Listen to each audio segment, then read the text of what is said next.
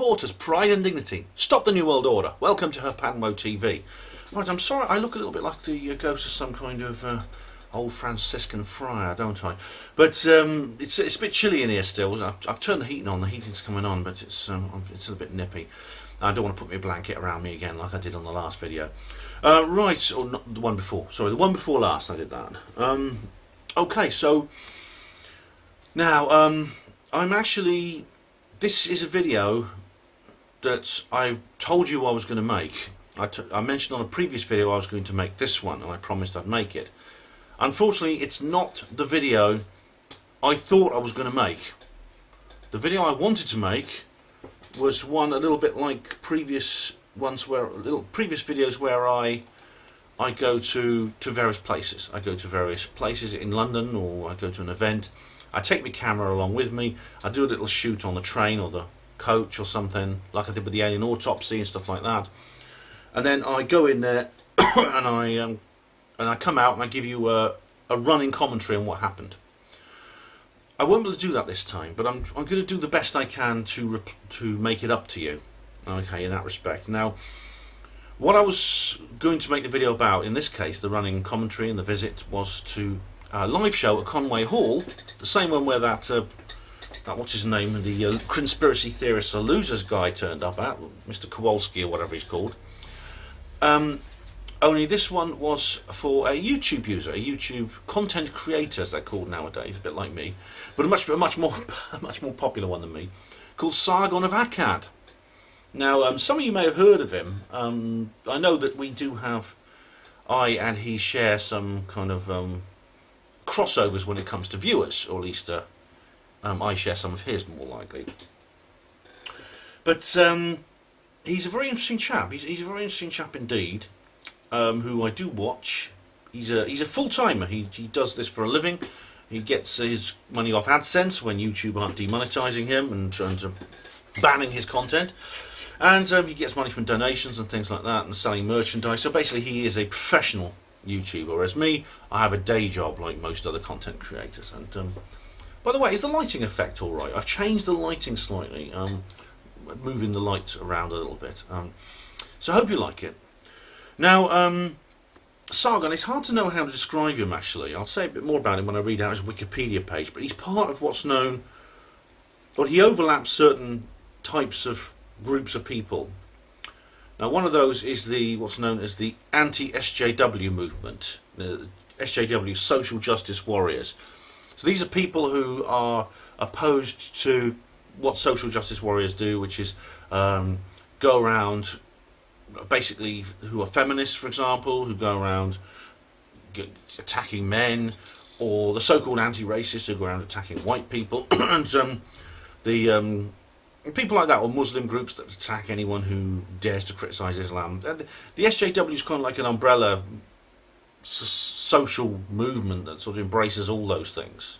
It's hard to know exactly how to define them, but it's general sort of left-wing identity politics, angry, bitter, resentful kind of people, really. And Sargon is one of these group of people who actually challenges these people, challenges them and disagrees with them. There's others, such as Dave Cullen, Computing Forever, who I also recommend. And there's some other really good ones. Some of them are less well known, but they really do have some interesting things to say, including my good friend Rin McKaylis, who is she's a young black woman actually from America, who's very good on the anti-SJW front. So she's a kind of old centrist, I suppose you could call her. That's a kind of like private joke between us. But yeah, do check out her channel as well. It's really good. Now, as I said, I was hoping to bring you a video where I take my camera on the coach saying, I'm off to see Sargon of Akkad live in London, and I'd talk you through my journey, maybe show you a couple of clips on the underground and things like that until I get to Conway Hall. Then go in, see the event, come back out again. Oh, excuse me. And then give you a running commentary maybe, and tell you what I thought, my first impressions of it, and get home and perhaps do something more coherent in studio conditions. And I won't be able to do that because I didn't go. So This is what is annoying. Now, I must apologise to everyone, including Rin. Rin Michaelis, I actually contacted her on Twitter, and I told her, you know, I'm going to go and see Sargon live. And she said, great, where is he? And say, oh, he's in, he's appearing at Conway Hall in London. I mean, Rin's never been to the UK. She doesn't know where these places are, but I explained what it was. Conway Hall is actually, it's where there's the Humanist Library and things like that. So it has a reputation for avant-garde, recalcitrant, rebellious sort of things, and like the first atheist societies in the old days used to meet there when, you know, it was unfashionable, so we say, to be an atheist, things like that. But I imagine one of the things I was looking forward to. I mean, one of the reasons I really wanted to go along was to interact with people, maybe meet some people there. Some of them I probably already know, others I know, because this is not a conspiratorial event. This is like part of the anti-SJW thing. But as I said, there's an overlap here. And also, I mean, there'd be loads of SJW protesters outside, and I really wanted to go along just to trigger them. I mean, I was going to work on a signboard which said, it's okay to be male. Hashtag it's okay to be male. Which is a kind of adaptation on that "it's okay to be white" thing that was going around a couple of months ago. And I had some chants ready as well. They were going to be yelling with their placards there, saying "you misogynist scum" and stuff like that. And I'd be going, "Men's lives matter, men's lives matter, men's lives matter," and they'd be going, "Ah!" Oh, I was so looking forward to that. But it was not to be. I actually don't know if there was any feminist protesters there. I assume there were. I just assume there were. I found a web page where they said, Sargon of Akkad is appearing in the heart of London, in a place, he's opposed to community values in a civilised place. He's a misogynist. He's a rape apologist. We must shame on Conway Hall for hosting, or something like that. Anyway, so what happened was I was planning on going to this event on the 15th, Friday the 15th, in the evening, which is when it was booked. I wrote it in my diary. I worked out when that was, and then I was going to go to that, come home, and then go off to the Basis Project event the next day. I did go to the Basis Project conference last weekend. There are some videos on Miles Johnston's channel, including one with me. Oh no, sorry. I was going to do that. It's not a link. There's no link in the description box, but just go to the Basis Project YouTube channel. You'll find it. There's one with me there, and there's a couple more very interesting videos. Michael Shrimpton speaks, a couple of other people, and so I was going to go to see Sargon Friday night, and then I was going to go home and then go to the Basis Project the next morning. Basically get up in the morning and go to the Basis Project event. And Colin was going to come and give me a lift in his car and stuff like that. Then I find out that well, this is what happened, right? So I went online to just double check the arrangements for the conference. I've got my ticket already and stuff like that. I bought the ticket as soon as they became available. It sold out very quickly. And I went to the Conway Hall website, and I couldn't see him anywhere. I couldn't see. They have like a what's on segment, a tab, and you scroll down there and it gives you the dates. I went to the 15th, Friday the 15th. It wasn't there. I thought, what's going on here? And then I decided to like go through my history. Surely it was there. So I went through my internet history and I found the page where I originally saw it advertised, and I clicked on it and it says page not found. Look, have a look at this.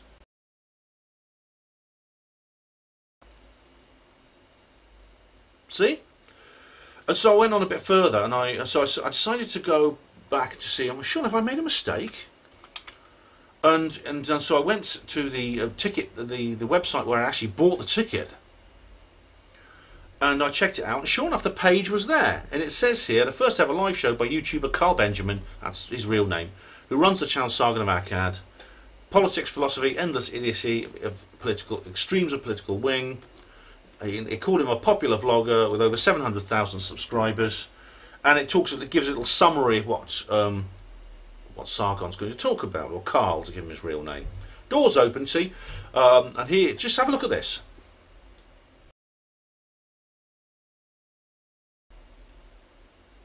You see, doors open Friday the 15th of December, 6:30 p.m. Right, and there we are, and it's all there.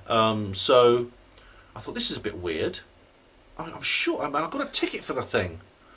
And so then I phoned up someone, I phoned up Conway Hall actually, and I said, look, what's going on? Is this event on or is it off? And I spoke to a lady, nice lady. She wasn't some kind of one of these nasty people who SJWs who, I mean, I did worry that someone would try and deliberately mislead me to prevent me from going there, saying, yeah, it's not, you know, and say something false.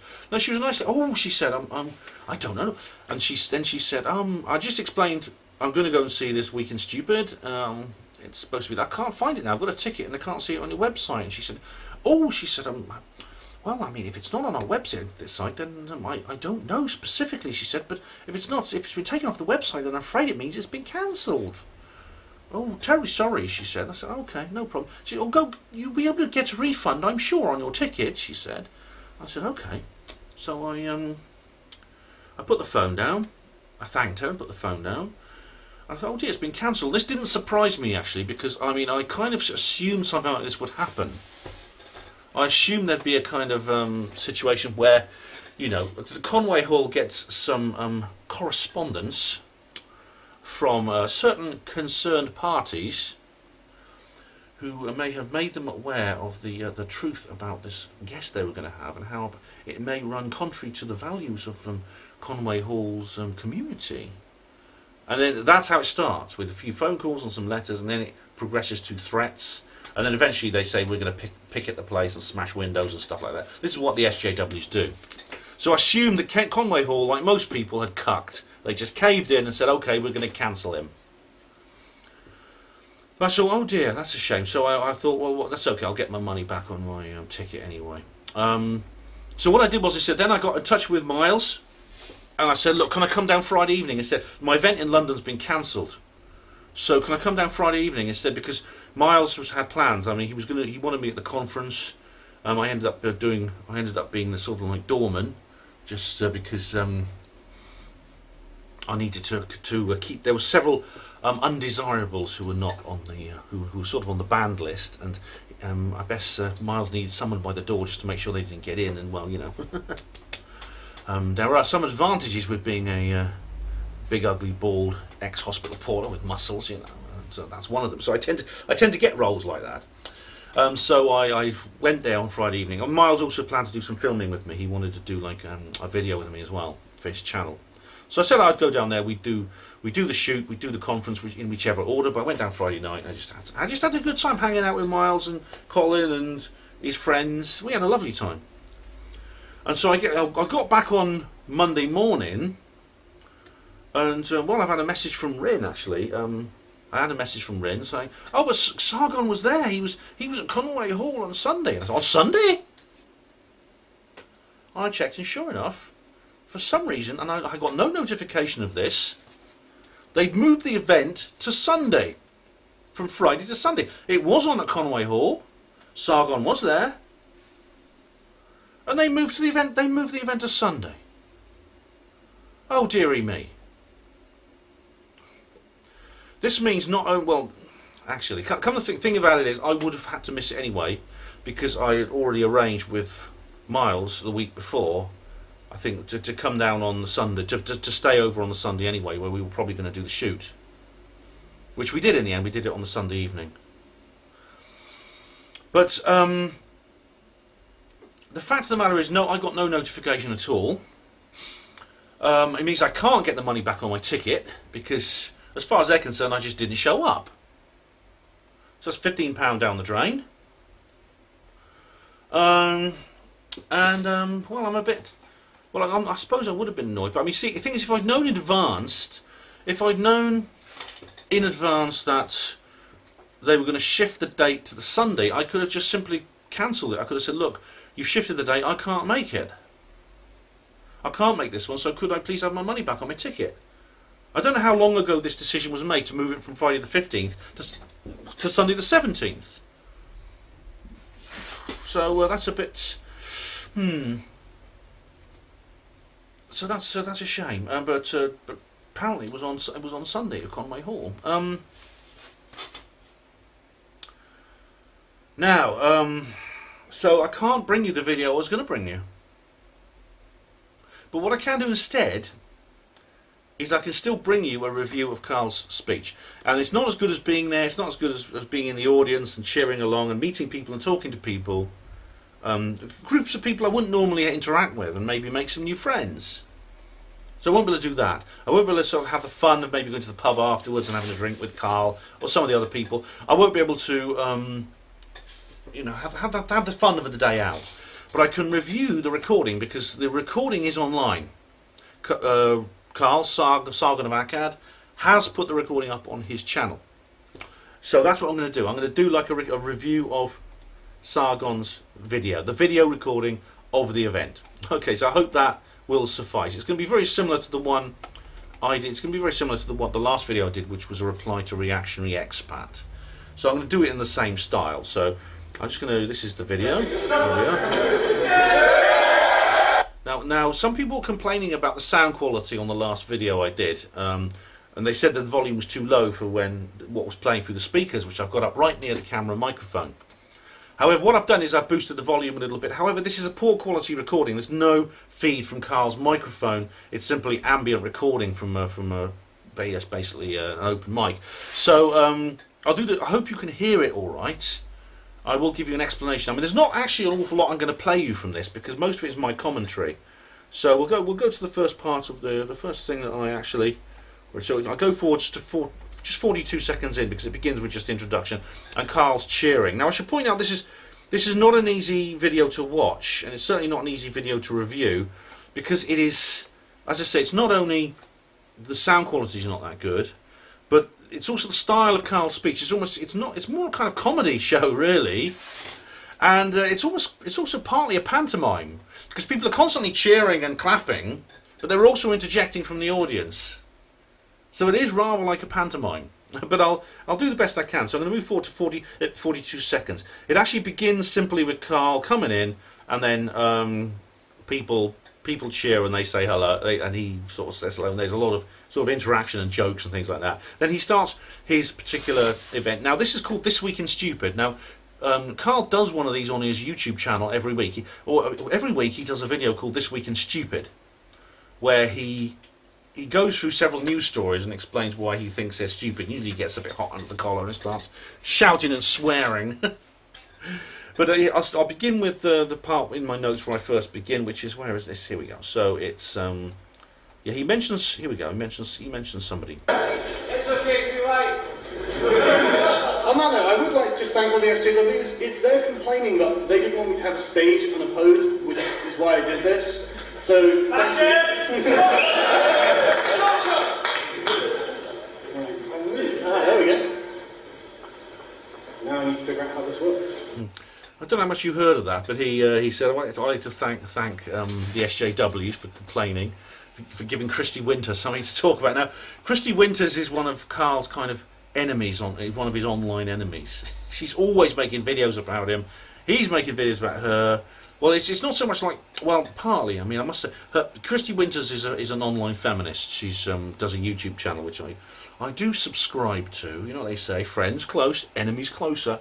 And I do watch her stuff as well, and I sometimes comment on her videos, and she usually replies, actually.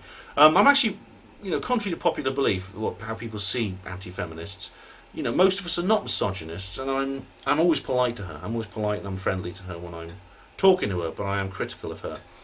Now, her principal enemy is this Australian chap called Baring, and she and he have a kind of like symbiotic relationship. They're kind of like, they're always having a go at each other, but I think it's pretty obvious it's a kind of love-hate relationship.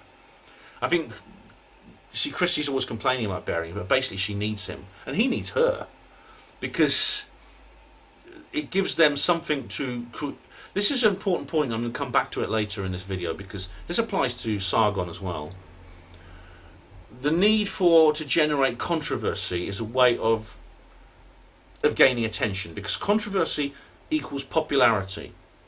YouTube spats, controversies and various feuds. The videos relating to those tend to be the most popular of all, and this applies to my channel as well. You know what my most popular video is in terms of minutes watched? It's the one I did about the recent one I did about Larry Warren. So infighting is pathetic and it's silly, like I've said on the last 2 videos, but if you're the kind of person who simply wants attention, it's the perfect way of getting it. And Baring and Christy Winters both realise that they, by constantly bickering with each other, they get attention, they get views, then they get money from AdSense and donations and supporters and things like this. So that's, and Rin Michaelis actually did a video where she made this very point. So check that out. Michaelis, Michaelis, you'll find it. Now, so he starts by talking about Christy Winters. He starts by mentioning Christy Winters by name. Now, I'm going to move forward a little bit to 236. So it's where he begins his first news story. Here's one thing. Feminism, Merriam-Webster's word of the year. Why? What is the reason? I don't know how much of that you heard. But basically, he's talking about a situation where Merriam-Webster, the famous online dictionary, has a word of the year. Every year it gives a word of the year. This is the one which is looked up most in their online dictionary. And the word this year is feminism. I thought that was interesting because Oxford English Dictionary has a word of the year every year, but it's not the most popular one. It's a neologism. It's a new word that's just been created, which they think is the best one. And last year's it was post-truth, which I thought was very amusing. I did a little article about this, but anyway, here we go. There's now this is very interesting because the Guardian have, of course, covered this, and they've sensationalised it out of all belief. And they go, feminism beats complicit to be Merriam-Webster's word of the year. Defined as the theory of political, economic and social equality of the sexes. Feminism spiked in online searches after the global women's march. And the revelations about Harvey Weinstein. Now, firstly, that's a bad definition of feminism. Feminism is actually something very different to how it's defined. I define it basically as a form of mind control, and it's not designed to create any form of equality apart from in the Orwellian sense, which I think I've delved into that before. Now, the Women's March, of course, was where these women went around wearing, not all women, not just women either, wore these pink hats and rather strange costumes, to say the least. Just Google it, you'll see. And the thing about Harvey Weinstein, to turn that into a women's rights issue is, I think, pretty low. Harvey Weinstein, I should point out, has never been convicted in any court of law, and he does deny the charges laid against him. However, there is sexual abuse in Hollywood, but it affects both sexes, especially young actors and actresses. Young boys like Elijah Wood, Corey Feldman, they get abused too. But the truth of the matter is, it said, the US dictionary said, it has seen a 70% increase in online searches of the word in 2017. The largest spike in searches came after the last weeks of January following the Women's March in Washington, D.C. and around the world. Now, this is, I think what they're trying to state here, and Carl makes this point, is that because the word's being looked up more in the dictionary, it means that people are supporting the goals of feminism more. And that doesn't necessarily follow. That's I think that is a false correlation. Correlation rather than a causation. It doesn't actually mean that it means that people are becoming more supportive of feminism. I mean, the statistics are stating that support for feminism is dropping, and good job too. I think in 1980, I think there was more than a quarter of women defined themselves as feminists. That's about 8% now. So, yeah. And there's all sorts of stuff. They talk about the Wonder Woman. Oddly enough, the second most commonly looked up word was complicit. Now, this was caused, they think that might have to do with all these rumours, and they are just rumours, that Russia rigged the US presidential election through hacking and things like that. Now, funnily enough, I was Christmas shopping yesterday, and I saw a book saying about Russia's influence on the US presidential election. And I mean, I've looked into this, and it doesn't seem. I mean, I've done an entire article about this, but it doesn't seem likely. Actually, I think that just might be an excuse. I think they don't want to admit that something went wrong, that there was the whole control system just for a very, very short period of time went foobar, and Trump got in.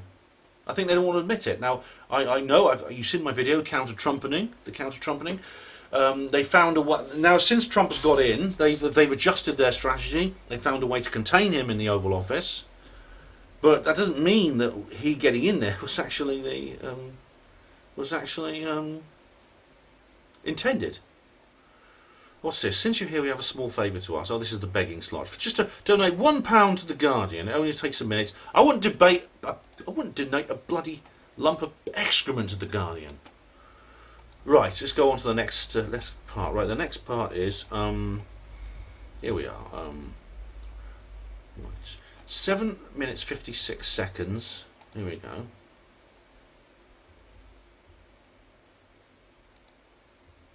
Trying to get it exact. I'm just trying to get the slider on there. Might not be exact. Facebook is banning women for calling men scum.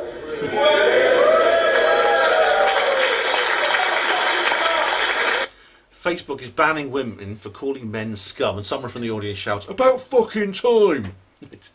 Now this is this is something that happened, right? This involves someone called Marsha Belsky, first of all, who's an online feminist, or very extreme one as well. She was banned for 30 days from Facebook because she said men are scum. I remember someone I know on Facebook actually tagged me in this. And Belsky put a thing up on Twitter saying, "I've been banned from Facebook for 30 days. Sorry, I'll be back then." It was like she was sort of totally bemused about the whole thing. Marsha Belsky is a revolting person, actually. She has something called the Misandry podcast, which she presents, which is very honest of her, I must say. The actual banner of the podcast is two women holding up the severed head of a man. I mean, it reminds me a bit of Valerie Solano and the Scum Manifesto. You know, it's that open about it, and I just wish all feminists were that honest. To be quite frankly, I wish they were all that extreme. Then there wouldn't be this deception and passive aggression going on. Now, there's an article. There's an article about this. Here we go. Right, where is it? Where is it?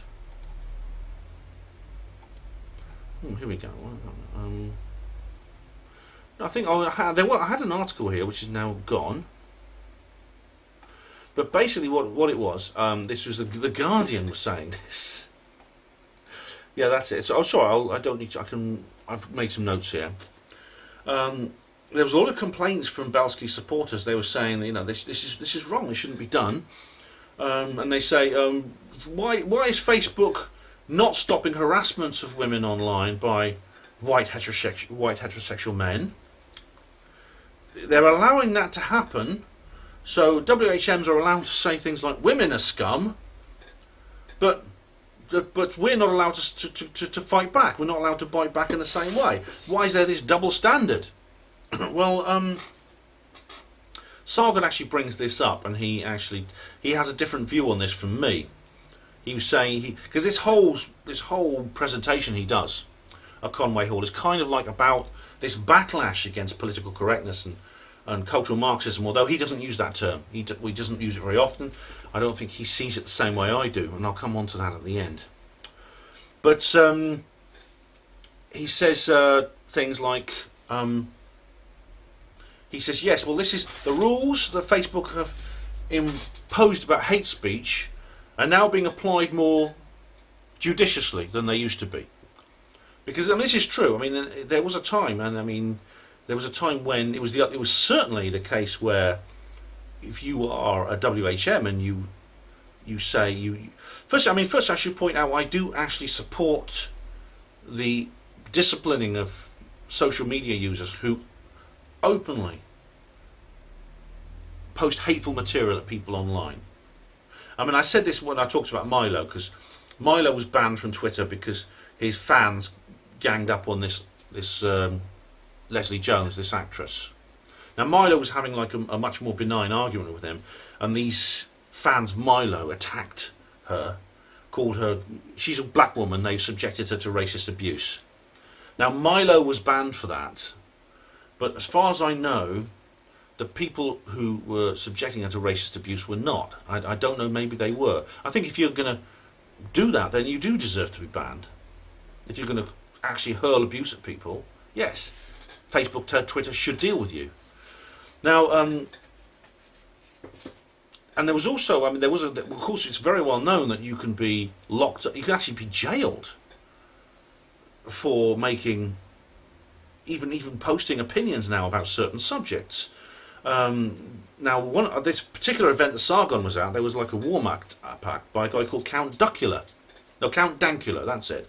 Now, he almost went to prison because he trained his dog. He had this little sweet little pug or something, or bulldog or something. He trained it to lift its paw in the air in imitation of a Nazi salute whenever Count Dankula said the words, "gas the Jews." And he put this on YouTube. Now, that to me, I can see why, of course, a lot of people found that offensive, and I can see why it is offensive. I think it's a joke that's in very poor taste, and it's extremely facetious. Yet the next thing you know is police are banging his door in to arrest him on criminal charges for hate speech, and he almost went to jail. I mean, so I understand why people are offended, but to actually make it a crime, when does that really count as hate speech? It counts as a rather silly joke. Sorry, my inside knee's itching. It counts as a rather silly, a tasteless, nasty joke. But hate speech? Criminal hate speech. Because I mean, if you were to say, quote, "gas the Jews," unquote, as incitement, that's different. And I think that's what they tried to get him on. But this wasn't incitement. This was a silly little joke. And there are many other examples of that. Now, up until now, it's been a kind of, it's almost like, I think, well, Carl sees it this way, I'm not sure I do, that Facebook are now just they've simply turned around and saying, okay, all right, we'll give you what you want, for the people who were making Facebook aware of the double standard whereby WHMs were treated more harshly than non-WHMs. And so, contrary to what Marsha Belsky was saying, she was perfectly free to say men are scum all the time. And WHM people were therefore banned for saying women are scum. Now, that obviously, maybe that policy has changed. And someone in the audience you hear shouting about "good job too" or something like that, or "about time too." And I think this is the point that Sargon was making. But you know what? I mean, I thought about this after this person tagged me on Facebook. I don't believe that she should have been banned. I don't think Marsha Belsky should have been banned for saying men are scum. I don't think that should be done. In the same way, I don't think a WHM person who says women are scum or black people are scum should be banned either. Now, it's not to say that someone, if you take a group of people and say they're scum, that's not criminal hate speech. That's not incitement to abuse. That's simply making a derogatory and ignorant comment, quite frankly, and one that I don't like, one that I find offensive. If someone, I don't like being called scum because I'm a man. I don't believe white people are evil either. But I would not take the step of enforcing speech restrictions on people who say that, because otherwise we're rather like those people who, do you remember those anti-EU people? Right? I mean, I'm an anti-EU person, but I parted company with some of the anti-EU people a few years, it was many years ago actually, when France, remember EU, there was the European Union were imposing a law forcing, I think that was it. There was France had decided they didn't want to import British beef because there was a big scandal about mad cow disease. And so as a result, when on Beaujolais Day, this was a day of the year where everyone's supposed to drink Beaujolais, the anti-EU people in Britain put up this No Beaujolais Day campaign, and the Sun newspaper backed it up, I think, and other people like that. And I thought to myself, but hold on a minute, because what France were doing by refusing to import British beef was actually, I'm nearly right, I'm going to have to change the film chip in a minute. They were actually resisting an European Union directive. France were resisting. They were standing up for their own national sovereignty and resisting Brussels by refusing to import British beef, because the directive was trying to force France to import this beef from Britain. Now, to me, if I'm against the EU in Britain, I should be cheering those people on, instead of saying, well, we're not going to have a Beaujolais Day now because we're against, so those anti-EU people were being really silly. They were actually, in a sense, because it was something that was against Britain, supposedly, even though these experts had come out and said that there was no danger from BSE, mad cow disease. They said, we're not going to have a Beaujolais Day now. But I just think that's, to me, that is the similar situation we're in now. There's people who are opposed to Facebook censorship and Twitter censorship, who are saying, oh, we believe we have free speech, we have this free speech right, that free speech right. Yes. But then when Facebook starts cracking down on non-WHMs for calling WHMs scum, suddenly, oh no, well done Facebook. It's about time too. You crack down on their free speech. That's right, they're calling me scum now, I don't like it. Yeah, well done. We're not going to win this war unless we're fair. I'll come back onto that, because Carl actually, I think the reason Carl Sargon is actually taking this position is because he, in a sense, has been trying to, in a sense, eat the other. And I mean, that's a phrase from a book by Bell Hooks, who's a feminist who Carl's been reading. In other words, he's read this book called The Rules for Radicals by Saul Alinsky, and he's trying to, in a sense, use the left-wing tactics against the left. And he said this because he was on Millennial Woes' channel. I'll say a bit more about that later. But right now, I'm going to have to change this film chip, and then we'll move on to the next segment. So I'll be right back. Okay, I'm back. So just to continue, just to sum up there, I think Sargon is falling into a trap where he is actually, in a sense, supporting censorship, or the same censorship that he would oppose otherwise, because it's censorship against the people he doesn't like. He said, well, he says, well, let me find the quote by him.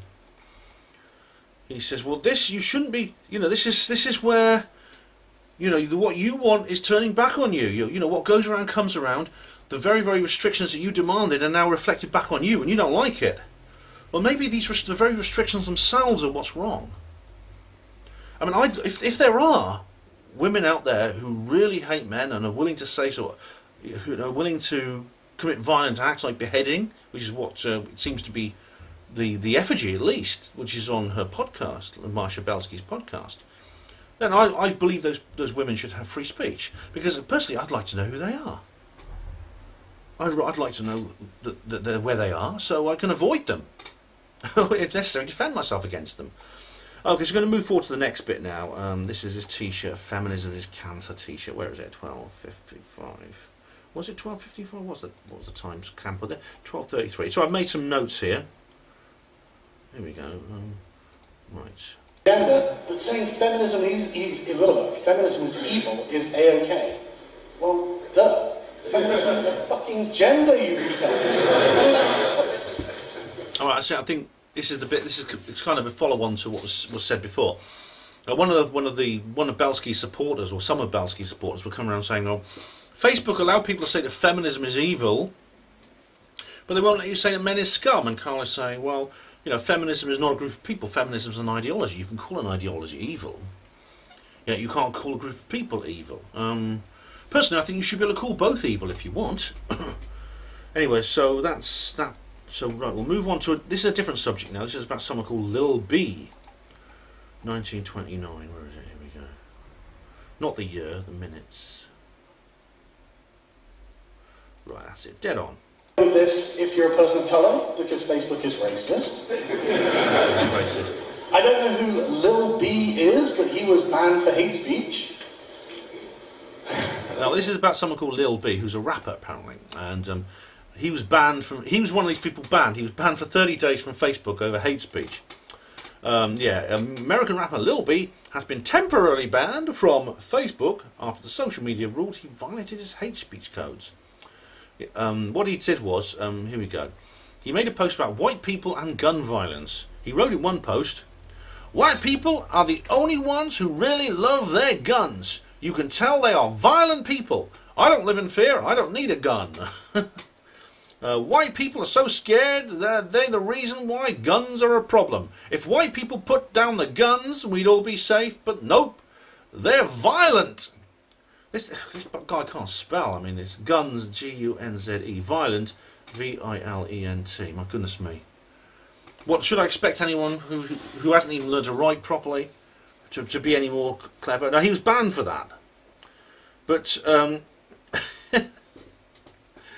and there was he was banned for saying that. Now let's have a look through that. Now there's again, this is something. Of course, if you reverse the races, you know, I suppose someone will say, quote, "Black people are the only ones who really love the guns. They're violent people. Black people are so scared. The reason why guns are a problem. If black people put down the guns, we'd all be safe. But black people are violent." Quote unquote. If someone said that, of course, there'd be the reaction would be immediate and decisive. And in a sense, what I think was Sargon's point here, and a lot of people in the audience certainly was good. Now they're turning that back on to non-WHM people, so that non-WHM people are made in the same way, are treated in the same way. This is the backlash that Sargon's talking about. However, it says here that Lil B, he denies spreading hate on social media, and he just wanted to spark a discussion. Well, I suppose, in a sense, this isn't hate speech. Of course, this is a hypothesis. It's a falsifiable hypothesis. You can say white people are the only ones who love guns. They're violent people. White people are so scared. The reason why guns are a problem. See, you're not actually. This isn't hate speech. This isn't calling for white people to be shot, which would be hate speech. Saying go out and take your gun and go out and shoot some white people, that would be hate speech. Now, there are examples of that, which I agree should be curtailed, because that's not free speech. This is the distinct borderline between free speech and hate speech. And this borderline has been made deliberately fuzzy by the SJWs, and now, of course, it's backfiring on them, and they don't like it. But I think the solution is not to celebrate that fuzziness because it's backfiring. The solution is to do away with the fuzziness altogether. Lil B, he sounds like a bloody idiot. He's not only foolish, not only can he not spell, he sounds like a drivelling idiot, like most rappers are. I mean, the funny thing is, like, I bet you anything he earns a lot of money. I bet you he's a mainstream hip-hop guy who is just one of these bloody morons. I mean, the thing is, hip-hop, there's some really great hip-hop out there, you know, Immortal Technique and people like that. They're not half as successful as these Lil Wayne or Big Steve or one of these other, I don't know what they are. It's these guys who go around wearing sunglasses and they have 20 chains around their necks and 5 rings on each finger, and these overpaid, talentless slobs. I mean, I had a joke. Someone when I was at the hospital, someone said to one of these guys was on TV, and this nurse pointed at him and said he should take a look in the mirror and see how idiotic he looks. And I said, he should just stay away from deep water because of all the jewellery he had on. But yeah, I mean, they just go, "Oh, nigger, motherfucker, nigger, motherfucker," stuff like that. You know, saying nigger, which of course is a racial slur. But they say it all the time, and it's just so cool. And calling women hoes. I mean, they call her a bitch, and they say about pussy and ass all the time, and hoes. Now, is it really a good impression you want to give young people? Because it's mostly like teenagers that listen to this sort of drivel. You know, calling women a word which you use for a gardening tool. I mean, is that actually a good? Is that the kind of impression you want young people to grow up with? And of course, when it comes to gun crime, a lot of these overpaid slobs, these overpaid talent as morons, they wave guns around in their videos. So basically, to hell with Little B. I mean, I don't care if he's saying stuff about white people and like that. Let him say it. He's entitled to say it. I'd like to know. I think he should be allowed. I'd put him on the news and let him say it. Then everyone can see what an idiot he is. Same with Marsha Belsky. Give her a platform. Put her on a signboard. Put her on the signboard above Leicester Square. Oh, I think men are evil. Men are scum. Good. Let's see. Let's let everyone hear it so we know what these people say. The answer to this sort of thing is not censorship. Censorship is not the answer. More free speech is the answer. Now, what's the next part? Hang on, let's have a look. So we'll go forward to the next bit. Here we go. 21 to 45. Okay, so 21 to 45. I'll go slightly ahead. In quote, radicalised Muslims, otherwise known as terrorists, was not removed by Facebook. Why would it? Yeah, he's radicalised Muslims, otherwise known as terrorists. So one thing that Carl Sargon actually doesn't understand is that, and they'll say more about his conspiracy ideas later on, but he believes the official story of radical Islam. He believes that ISIS is basically a spontaneous emergence caused by simply radical Islam. He doesn't realise that this whole thing is being engineered. It's been created. And funny thing is, Carl used to have conspiratorial ideas, and he got rid of them. But anyway, this is the newspaper report he's talking about. Let me see. I made some notes here. Yeah, this is from a This is called a newspaper. Well, Carl talks about this. I'm just not going to play you it because it's easier just to read it. Facebook's secret censorship rules protect white men from hate speech, but not black children. Well, I've already gone through my views on that. And apparently a trove of internal documents shed light on the algorithms that Facebook censors use to differentiate between hate speech and legitimate political expression. In the wake of a terrorist attack in London earlier this month, a US congressman wrote on Facebook a post which he called for the slaughter of radicalised Muslims. Hunt them, identify them and kill them, said Republican Congressman Clay Higgins.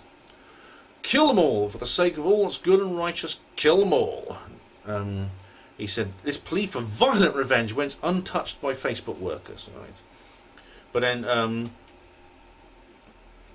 Didi Delado of Black Lives Matter said all white people are racist. Start from this reference point and you've already failed. Now, and this is apparently these two statements have been equalised in the idea of that social media is now turning against non-WHM people and curtailing their free speech. And Carl just said, oh, well, they're just being treated equally now and they don't like it. But, well, I mean, I don't know. Like, first of all,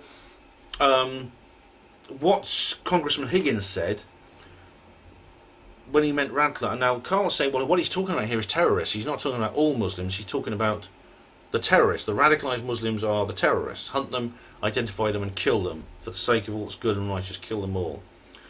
Well, I mean, let's leave aside the true origins of ISIS and Muslim terrorism for a moment, and let's just deal with the more fundamental issue. If your country is under attack, you have the right to defend it with force. That's in line with the Kellogg-Briand Pact, which the United States is a signatory of. So it's basically what he's saying. It could be simply interpreted as a call for a very, very robust defence policy for the country. Now, what this guy, this person, woman or man, I don't know, Didi Delado said, all white people are racist, start from this reference point, you've already failed. That's a very, very different statement. That is simply a derogatory statement about all white people. Okay, it's calling all white people racist. And unfortunately, it's a very, very common epithet you hear all the time from this kind of thing. There's books written about how all white people have innate racism and things like that. But again, and that is, in my view, that is not something that should be banned. I think it is offensive. I find it upsetting. As a white person, I find it upsetting to be called a racist when I'm not. But does that mean Delgado should therefore have this removed or be banned from Facebook? No. For the same reasons I said before, it's absolutely fine for people to say these things online because, well, let them make the more free speech these people have, the more of a fool of them, the more fools of themselves they make.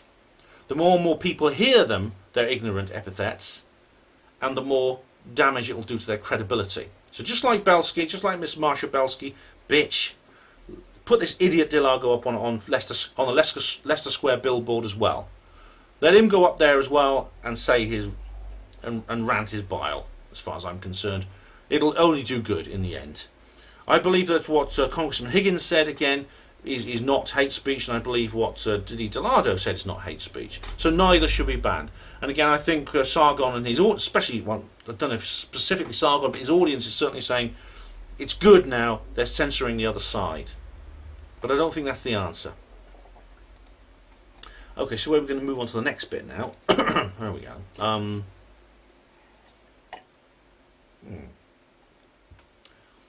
2838. Here we are. The rules work both ways. Oh, I've already done that.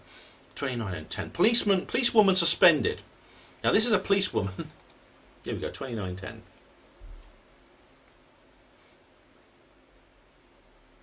One, bear with me, ladies and gentlemen. There we go. Nearly there.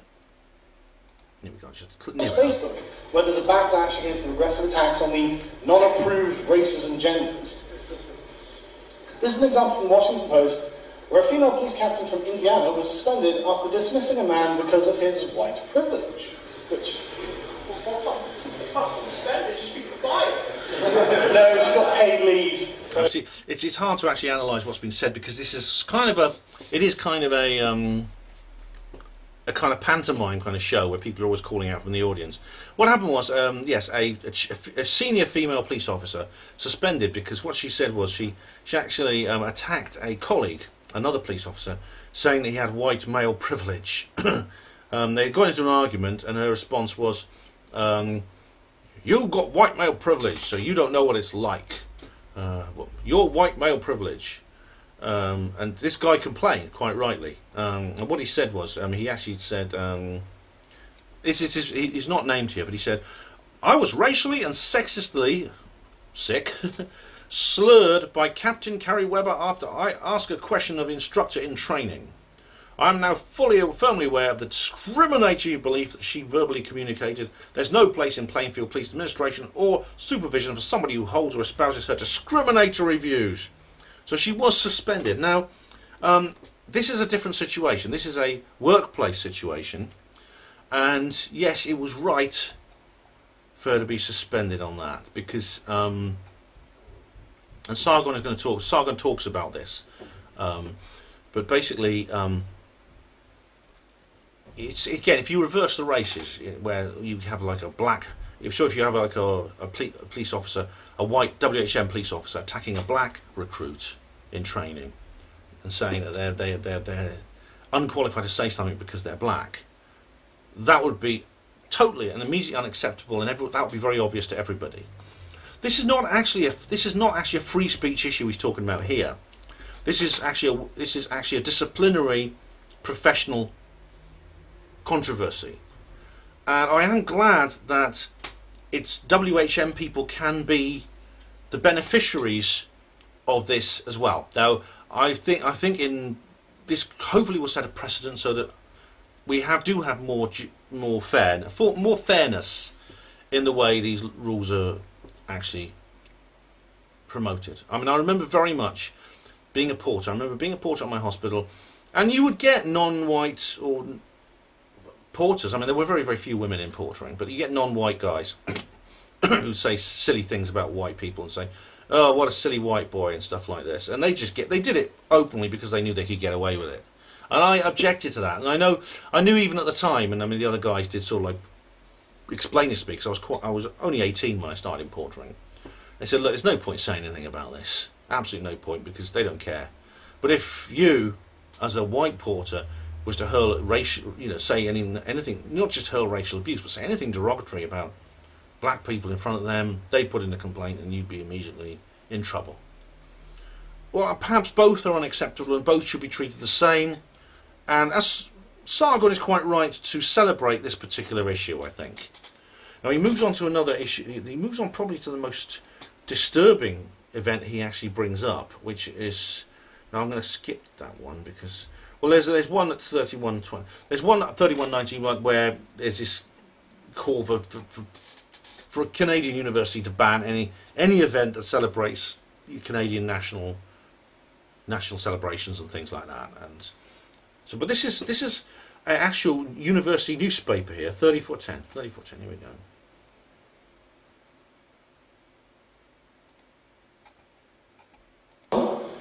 Has to take the cake. You've probably all already seen it. Probably all already seen this.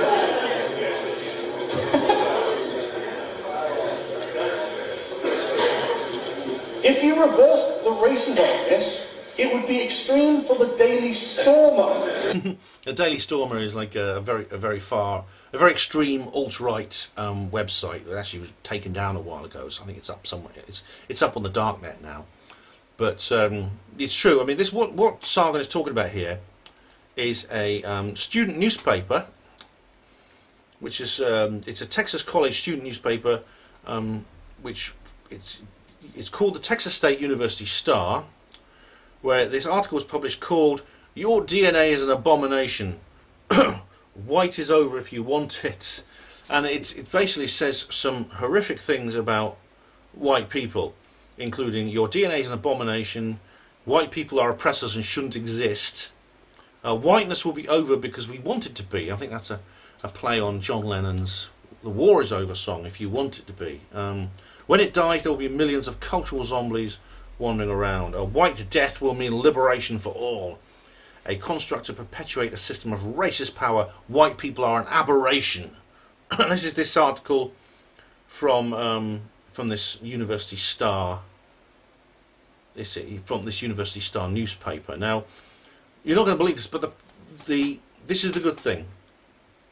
The university apologised and sacked the person who wrote this article. They've basically been sent down from the university. They've been dismissed as editor, and they've been dismissed immediately. So this is a good sign, because again, I wouldn't consider this.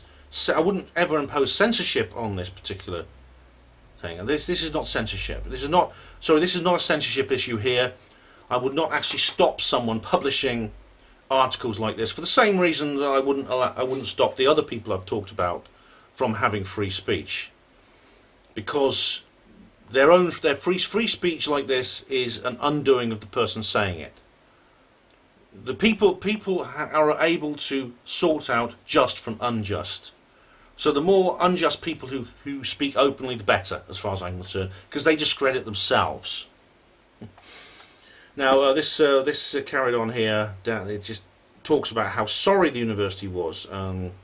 Now, there's another article. Hang on, another article. Let me just reload this. Here we go. Right, another article, actually. This is in a newspaper called The Hill. And it said that this covers the same story. Texas State newspaper fires student, author of anti-white column. Luckily, it wasn't a complete column. Now, again, I'm glad this person was sacked, because, yeah, sure, it should be... If you're an editor and someone publishes something that you find wrong, to the point where you think this person is actually being nasty, then yeah, you should be able to get rid of that person. Tell them to go somewhere else. Unfortunately, there are a lot of publications that this person could go to. Anyway, the the author is called Rudy Martinez, and this is he's 20. Rudy Martinez is 20. He's 20 years old. Well, I think you can excuse people if they're 20. I mean, when I was 20, how much did I know? What was I like when I was 20? Was I the intellectual and social giant you see sitting before you? No, I was a twat as well when I was 20. If I could go back and meet my 20-year-old self, all those, well, I won't tell you how many years ago it was, but quite a number of years ago, first thing I'd do is slap him around the face and say, "Stop being such a dickhead." That's what I do to my 20-year-old self. So perhaps we should give this guy a few years to recant. But anyway, he stands by what he wrote. The article speaks for itself, he told thecollegefix.com after being fired on Thursday. Through my language, especially when I claim to have only ever met 12 decent white people, just 12, could be deemed as is accomplished its goal, a conversation about outing racists. So he's completely unrepentant at the moment. He's not disavowing anything he said. Well, good. Let him continue to be a twat. Let him continue to just spout his vicious diarrhea from his mouth, so that more and more people can hear him, and he makes an even bigger tool of himself than he already is, as far as I'm concerned. So well done to the university staff for sacking him. But if he wants to put this stuff on social media, that's absolutely fine by me. Again, this is not hate speech. He's not telling people to go out and with an axe and chop up white people. He's not saying that. But he's still, this is what my point is. And I think Sargon, may disagree with me on that. Well, that's just the start of what Sargon and I disagree on. So he says a few words about Jeremy Corbyn here. I'll just go forward to that because it's quite interesting. Here we go. What was the time code? 5310. It can't be 53. I think 3310. I meant to say. Hang on, I'm getting my notations wrong here.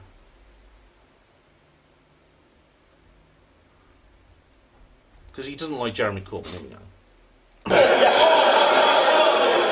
Yeah. By the way, don't post something called anti-communist action on YouTube because they'll censor you. Peaceful Muslim. I just want to address the moderators of YouTube. That was the audience, not me. Thank you. Yeah, wouldn't expect a progressive institution like Dalhousie to uphold that anyway. I just sat there going, fuck! Yeah. Sorry, I can't find where he talks about Corbyn, but he doesn't like Jeremy Corbyn, I'll put it that way. And he said several times he's had a go at Corbyn. On his most recent live stream video, at the time of filming actually, he's got an entire live stream about how awful Jeremy Corbyn is. I actually quite like Jeremy Corbyn. I don't agree with him politically. He's far more left-wing than I am. But I tend to warm to politicians, even if I disagree with them, if I think they are motivated by good intentions. Because if people are motivated by good intentions, then they will hopefully, they're the kind of people who will shy away from atrocity. Whereas the true believer, who is perhaps who comes across as the true believer, but is actually simply out for a company car and a big salary, and perhaps the admiration of other people and stuff like that, like most politicians are, they will just go along with whatever feeds their career. So if they're sort of like kitten-eating, kitten-eating, phone box pooing party get into power. That's a joke on my previous video, by the way. If they get into power, the careerist politician will simply go along with them. And I don't think Corbyn will do that. Corbyn's been an MP since 1982. If he could have been Labour leader long ago, if only he would go along with the Blairites and the various other people and things like that. But he stood by his principles, and that's why he's still a backbencher. So the thing about also his brother Piers Corbyn is like a meteorologist, a weather forecaster who speaks out against climate change. But that's I've met Piers Corbyn. He used to go to the Kent Freedom Movement. But the problem I find with Corbyn is not the man Corbyn himself, is that people are going to vote for him. They're going to vote Labour to vote for him. He's going to get into power and be Prime Minister, and within weeks he'll be lying on the floor with a number of knives in his back, wielded by Andy Burnham, Diane Abbott, and these other absolutely revolting individuals who surround him. He is I think an admirable character, even though he looks a bit like a garden gnome. He's got, well, he's a politician with, he's got a brain, he's got a pair of balls, and he's got a heart. And he's in a profession where the amputation of all three of those organs is generally qualification for office. So, Sargon, leave Jeremy Corbyn alone, please. He doesn't deserve this shit. What the problem with Corbyn is the people who are just standing in the wings, waiting to do an et tu brute on him the moment that they can. I mean, just this is why this is why I would really fear if we have a Labour government. I really would, because Corbyn will not survive for long. Corbyn will be outed, and these complete slime balls will step into his shoes. I mean, I should do an entire video about that, perhaps, because that's very important. The people, I mean, because he's really captured the minds and the hearts and minds of so many people, and through no fault of his own, that he's going to betray them, and they're going to be betrayed. So let me just, I can't remember where he's talked about that, but anyway, he does a monologue. So 42, 45. Here we go, 42, 45.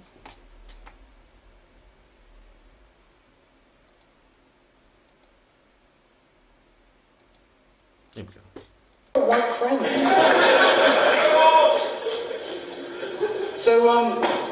So yeah, that was pretty much everything I had.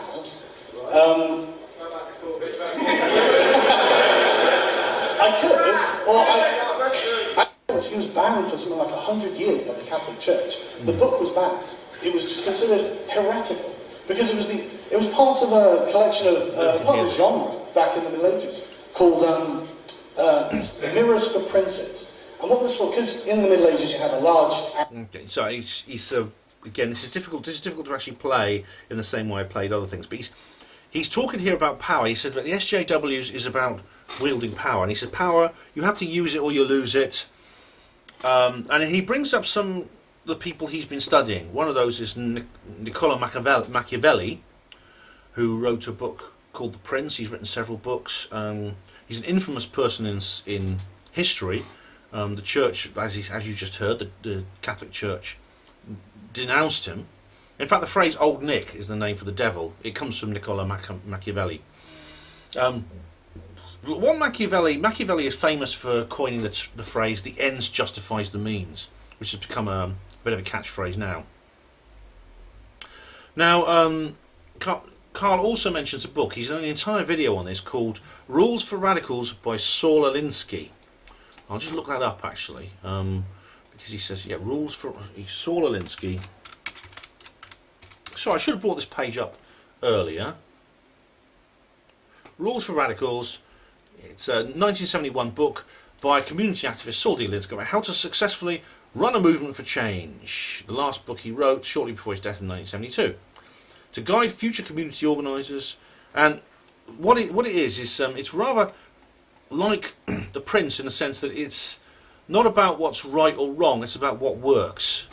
The Prince being the book by Niccolo Machiavelli. Now, the Machiavellian book is, in a sense, the same as this other book. Now, and I think this is where Sargon has gone. He's gone into realpolitik. He's gone into the area of might is right, essentially. Which means what matters in politics is how can you get what you want? How can you simply win? How can you achieve what you want to achieve? And whether morality should actually be a part of that or not. Should morality come into that equation? Because the more and more people get into politics, the less and less moral they become. And they'll even become cynical of morality. They'll say things like, well, morality is a luxury. It's a luxury enjoyed by people who don't have to make tough decisions that affect millions and things like this. This was the point that Machiavelli made. He essentially said that ethics are irrelevant and that in a war the ethical people lose because they're not willing to do what is necessary, whereas the unethical person will win because they don't let qualms get in the way of a good strategy. And this brings me back to things I've talked about before, like for instance my replies to Stefan Molyneux, my video reply to Stefan Molyneux, my confession, because I know that this attitude, this question is also asked by people not in politics but in their personal interactions with others. If I can manipulate another person, if I can manipulate a person who is vulnerable, does it matter? maybe it just doesn't matter. Maybe I can just do it anyway because I get what I want. The person is hurt, but so what? And the idea that you should think otherwise is become a naive and rather obscurantist position. There's even contempt poured upon people who think in those ways. Although people in politics don't all think that way. Corbyn does not think that way. Corbyn is not a Machiavellian. Nor, I think, would he go along with Alinsky, because Alinsky comes up with something similar. Alinsky talks about, again, is very similar to Machiavellian. Well, what will work? What can you do? I mean, you don't have to be truthful. You don't have to be right. You just have to do it. You have to do what you want to get what you want. And again, this is both Machiavelli. Well, Machiavelli, I think, was very influential on Marx. Well, not necessarily Marx, but on those who try to bring Marx's, Karl Marx, I'm talking about. The people who try to bring Karl Marx's ideas into fruition. Those in the early Marxist states, such as the Soviet Union, because they definitely had a Machiavellian attitude. Stalin, in particular, basically, he was almost the ultimate Machiavellian. He was willing to slaughter tens of millions of people, as was Mao Zedong in China. He got the great leap forward in China, the direct transition from a simple peasant society into an industrial society was done, but it was done. It caused the deaths of 110 million people, and basically China has just shrugged and said, well, it was necessary. I talked in my previous video about Eric Hobsbawm, a British Marxist intellectual, who believed that the massacre in Hungary in 1956 was justified. That is an ultimate Machiavellian position. And I think perhaps that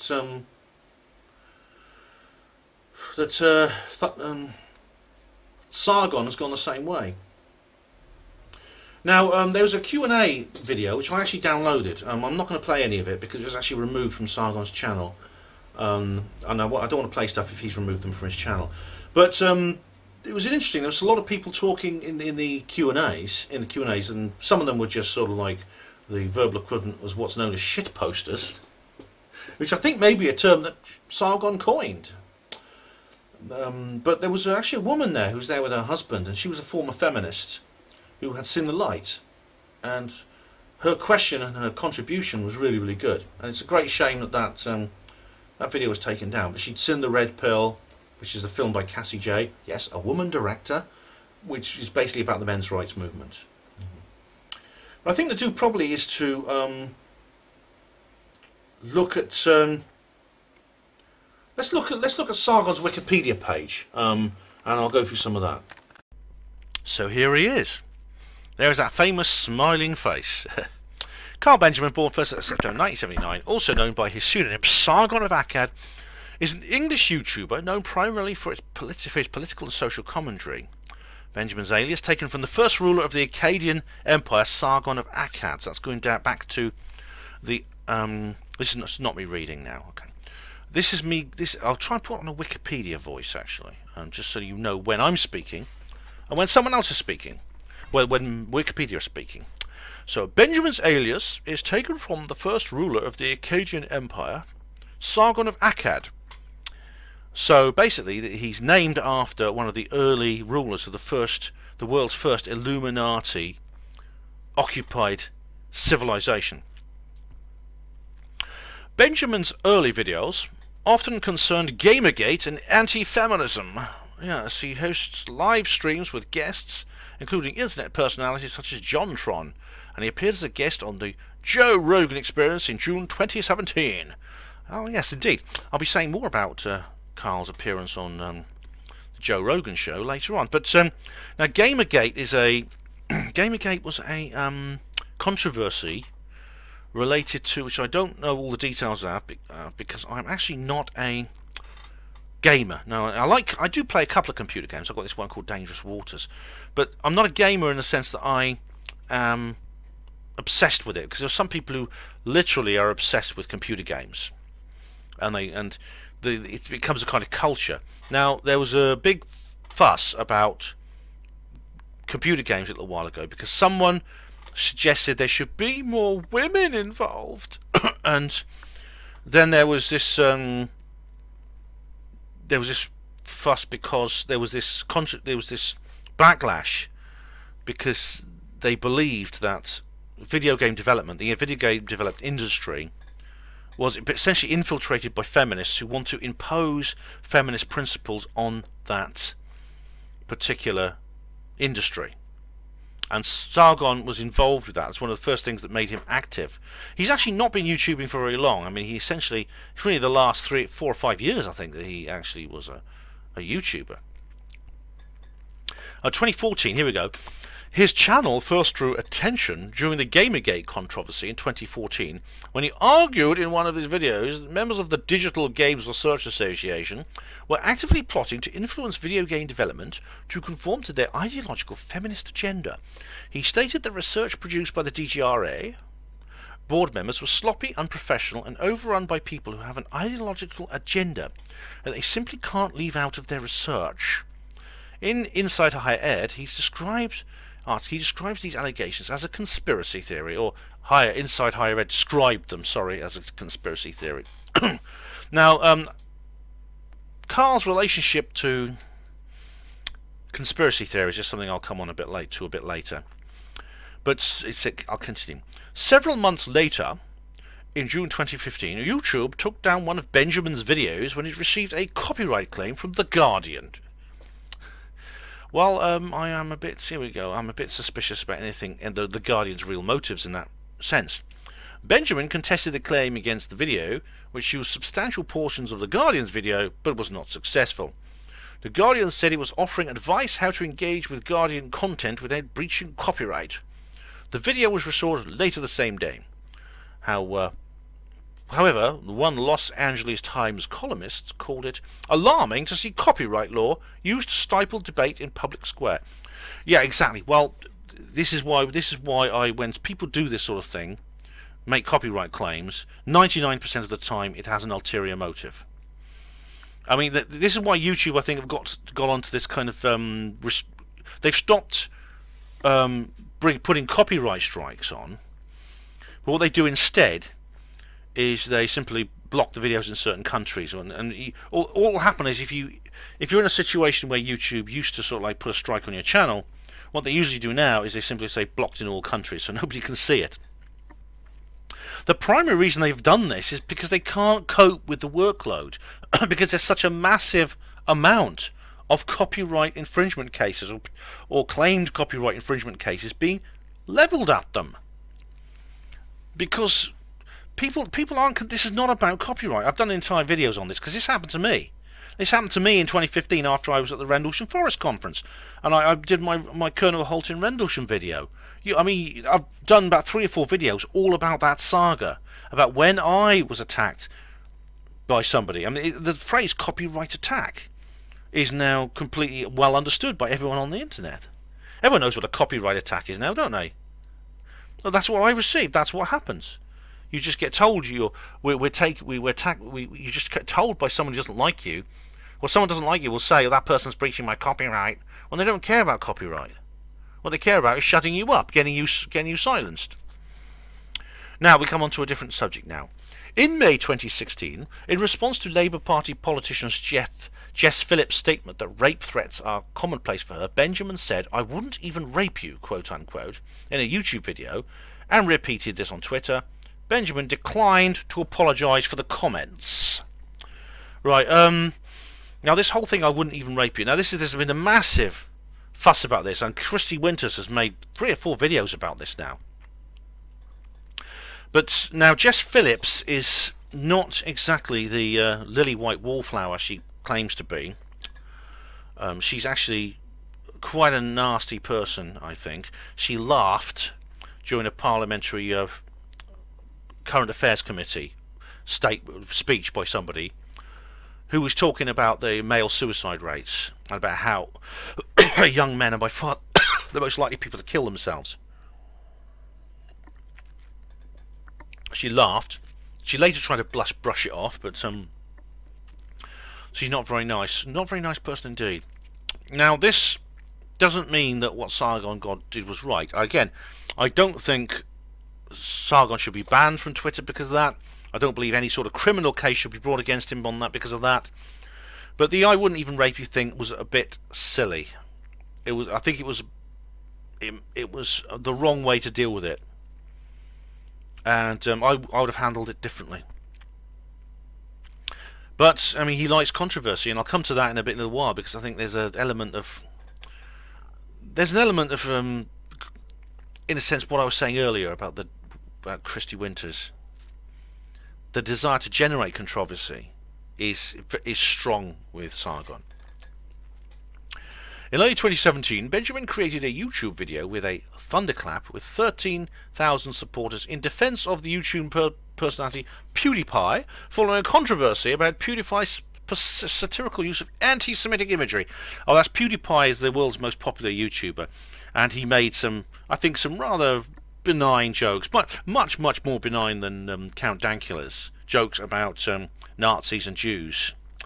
And PewDiePie was then demonetized by Disney and all these other people like that, which is a bit of a laugh considering Walt Disney's political affiliations. But again, this is just this silly thing which comes back to demonetization and things like that. It's just another form of censorship, where they don't literally censor you, but they just try to attack you from earning a living, which is like censorship. Here we go. Heat Street and others credit Benjamin's videos with popularizing Kekistan, which is a fictional country, political meme, and online movement. Now, Kekistan is kind of an online joke, really, and it's mostly to do with the alt-right. Now, Carl's not a member of the alt-right. He's sort of alt-light, or skeptic, as he's sometimes called. But he's been sort of wearing Kekistani t-shirts and things like this. But he doesn't mean. I don't think it's the Kekistan thing is supposedly just simply racist. Christy Winters and Kevin Logan have talked about this. It's actually a satire of identity politics. Well, it is. You see, Kekistan is a satire of identity politics. But is that a bad thing or a good thing? I think it's a good thing. Maybe identity politics needs to be satirized. And Kevin Logan and Christy Winters were just basically saying, well, it's basically saying how silly any form of anti-racist activism is, and things like that, which I think is unfair. It's unfair. He has secondary YouTube. He has secondary YouTube channels. Yeah, I know. And just talks about some of his other little videos. He has the Sargon of Akkad live stream video, which is where he does his live streams, hence the name Sargon of Akkad live streams. And there's one called The Thinkery, which is about more audio and it's more sort of audio and short videos than the other channels. But I subscribe to all of them. And here we go. There's game development. I'll skip that over. Political views. Benjamin self-identifies as centre-left and a classical liberal. Ooh. Well, I think that's ironic, because the actual left and the actual liberals call him a Nazi. They call him a far-right Nazi. Indeed, it says here, Vice magazine and Mick have described him as right-wing. These other publications have described him as alt-right or alt-right sympathizer. Benjamin has rejected those labels and has criticised the alt-right for collectivist, identitarian and authoritarian thinking. Well, I don't know, he was on Millennial Woes' Millennial thing the other night, and Millennial Woes is a Scottish alt-righter. But I don't know how much of it was he was just taking the mickey, but it was an interesting interview, which unfortunately is not available anymore. But he did say something very, very strange. He said that the alt-right should basically start dialoguing with the left using language and making points that they couldn't get out of, which included the balkanization of various countries along racial lines. That is, saying countries where there's a large non-white population should basically split, and white people should have one half and non-white should have the other. And he said, "Oh, you do that, Millennial Woes, they won't be able to back out of it." It's quite interesting. I don't know exactly what he meant by that, but anyway. It just carries on. I'm not going to read this out verbatim, but he just carries on talking about his feminism, Islam, Black Lives Matter, the notion of straight white male privilege. He's against all those sort of things. It says here, Benjamin stated in a December 2017 discussion with the alt-right YouTuber Millennial Woes that he'd rather see the alt-right succeed than social justice warriors, even if it meant an end to liberal democracy and the establishment of white ethno-state. Did he say that? I don't know. Did I download that one? I have to check if I downloaded it. Unfortunately, you can't see it in most countries now. I think it's been blocked in most countries, including this one. But I think I might have downloaded it. But I don't know if he actually said that. I'll have to listen to it again to check. But I mean, I don't know how serious he was being with Millennial Woes, actually. Benjamin has opposed movements that purport to defeat online misogyny, such as the British group Reclaim the Internet, which he calls social communism. Well, the thing is, a lot of these so-called things which defeat online misogyny, a lot of these things like that are simply, it's feminism in disguise. Now, the words misogyny, misogynist, they mean the hatred of women. However, like words like other Orwellian buzzwords like racist, homophobe, etc., their popular definition has changed. Misogyny is now an accusation labelled at anyone who is critical of feminism, including women, who are self-hating women, presumably. So, whenever I hear people being accused of misogyny, I think, well, is it justified? Is it real? I mean, I've been called a misogynist, I've been called a racist, I've been called all these other things. I'll be called one for doing this video, no doubt. Here we go. Let's carry on. And he just talks about that for a while. In November 2016, an opinion piece called Opinion Piece in Vice criticised Benjamin's logic before all attitude. Well, this is where you get skeptics, don't you? Benjamin was a vocal supporter of Brexit. Well, good for him. He has described Donald Trump as the lesser of two evils compared to Hillary Clinton. Well, he did actually, but I mean, but Benjamin stated he would have preferred Bernie Sanders over Clinton or Trump. I don't know. I'd certainly have preferred Bernie Sanders over Clinton. Benjamin criticised Emmanuel Macron in his run for the presidential French election. Oh, I've done an entire video about that, yeah. Religious views. Benjamin is an atheist. Just one sentence, that's it. The thing about it is, when it comes to religious views, is that he doesn't really talk much about his former life as a atheoskeptic, but he is an atheoskeptic. He's a big fan of Richard Dawkins.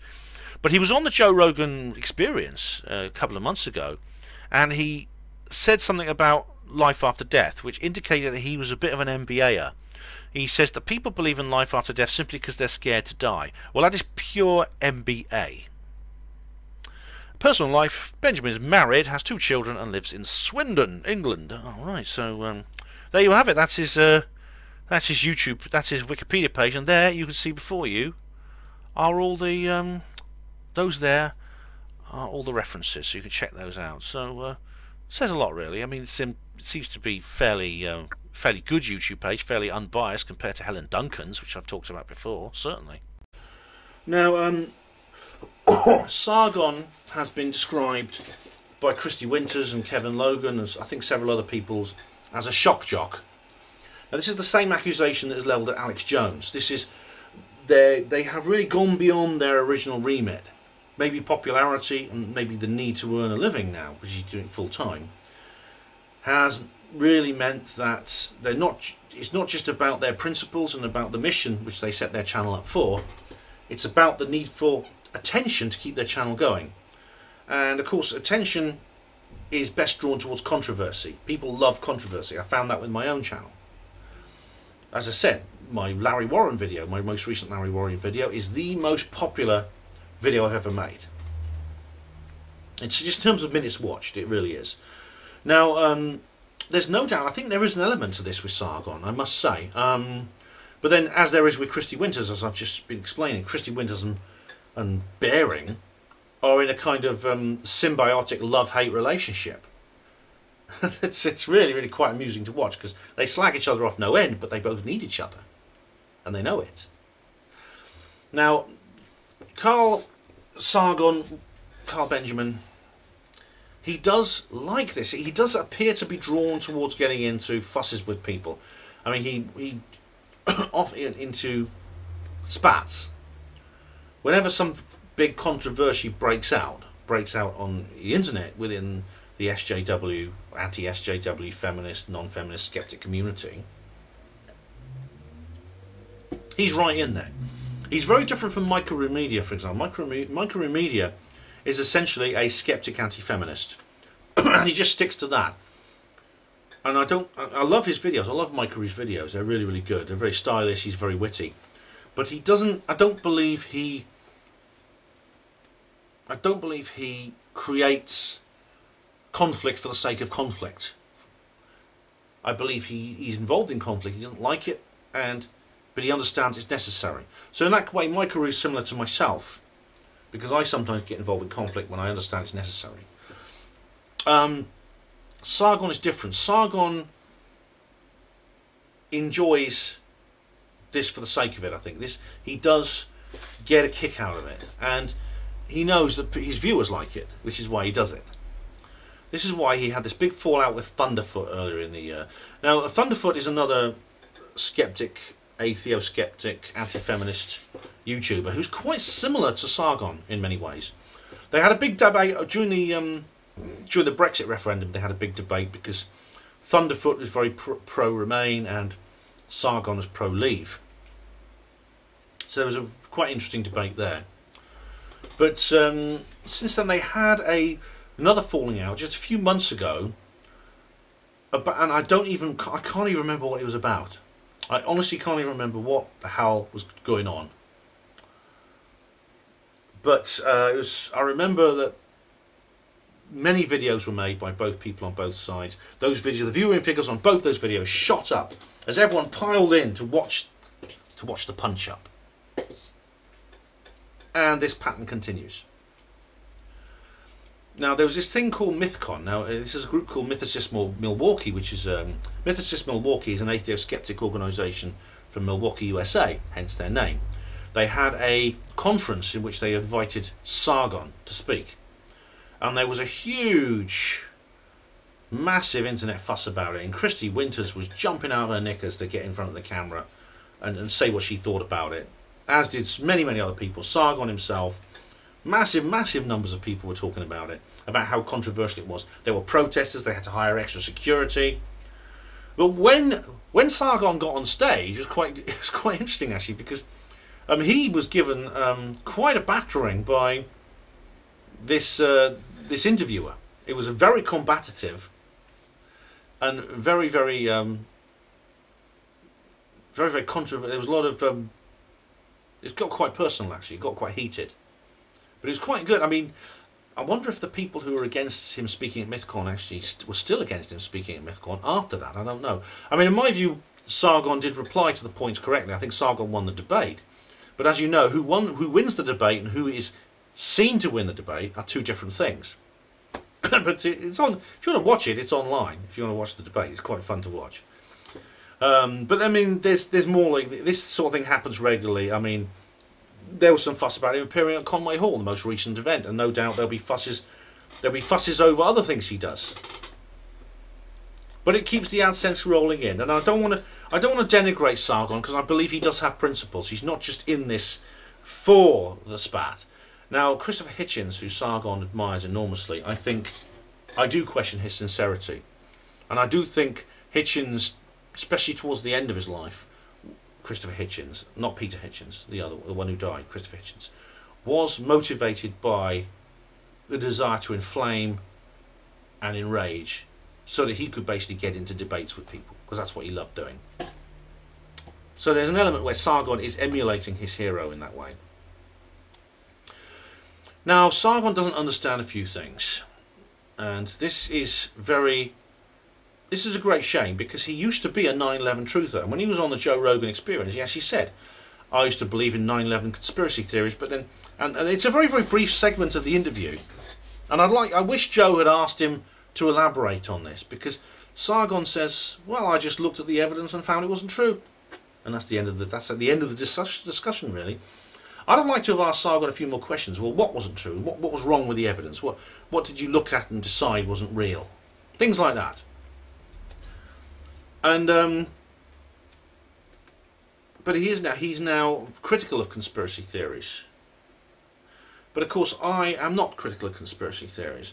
Now, one of the things maybe Sargon doesn't understand about the SJWs is that they don't exist for their own sake.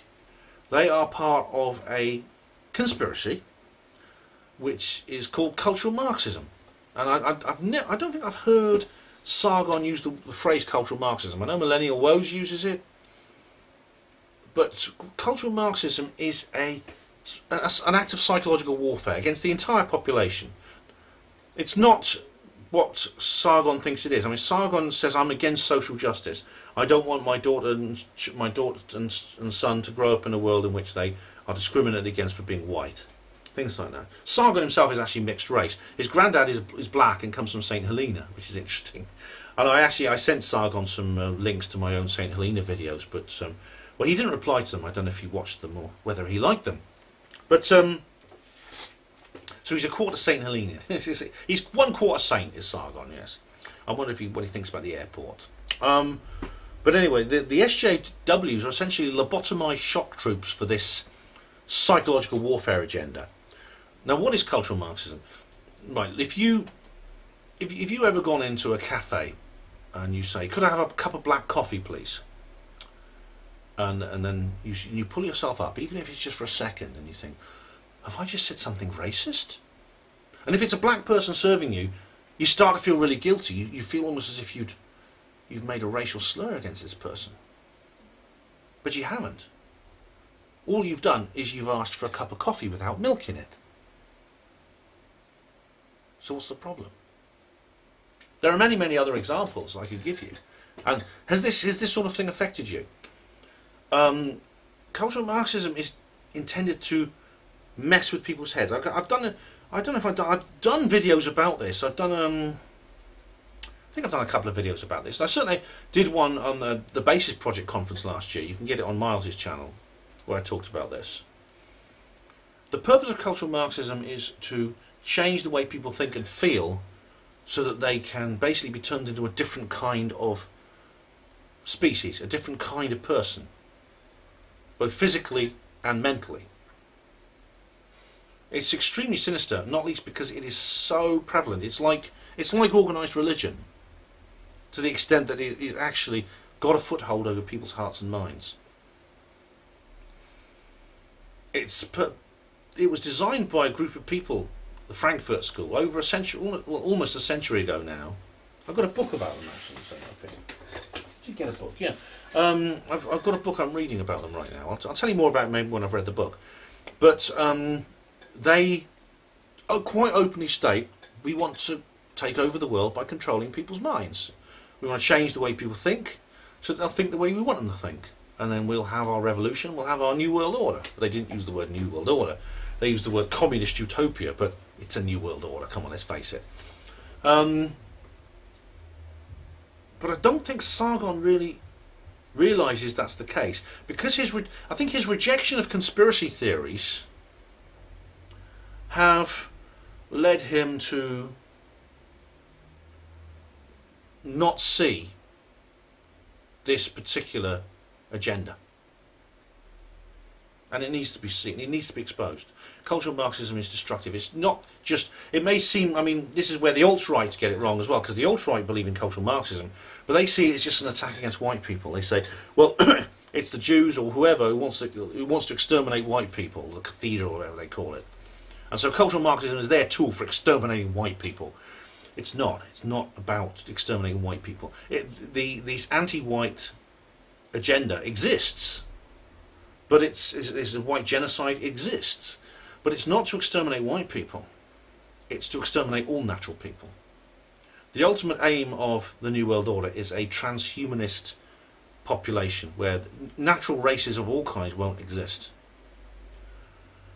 It may seem to be against white people because, of course, it encourages non-WHMs to hate WHMs and encourages WHMs to hate ourselves. But this is simply a strategy. The powers that be, the Illuminati, whatever you choose to call them, they don't dislike white people for some reason and like non-white people. They see us all as farm animals. This is why it's important for all people, whether you're black or white, whether you're a man or a woman, whether you're gay or straight, to understand that cultural Marxism is an attack against you. It's an attack against us all. And Sargon, well, whether Sargon will wake up to that, I don't know. I hope he does, but he has not. He's rejected the truth about 9/11. He now believes, or professes he believes, the official story. I'd love Sargon to say more about conspiracy theories, exactly why he turned against them, why he thinks they're not true. I'd debate him. Sargon, I'll debate you on this.